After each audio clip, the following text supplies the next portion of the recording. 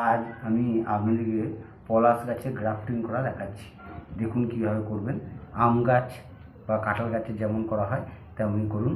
একটা সুস্থ সবল চারা নেবেন। আমি এই একটা সুস্থ সবল চারা নিয়েছি। এই দেখুন, এখানটা কেটে দিলাম। যে গাছের ফুল হয় সেই গাছ থেকে একটা ডাল নিন, এইভাবে করুন।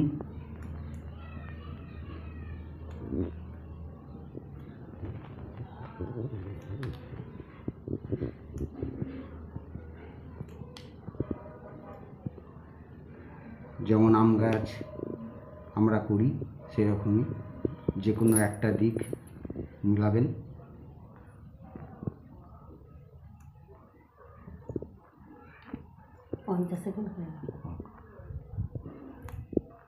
সাইড গ্রাফটিংয়ের মতোই করুন।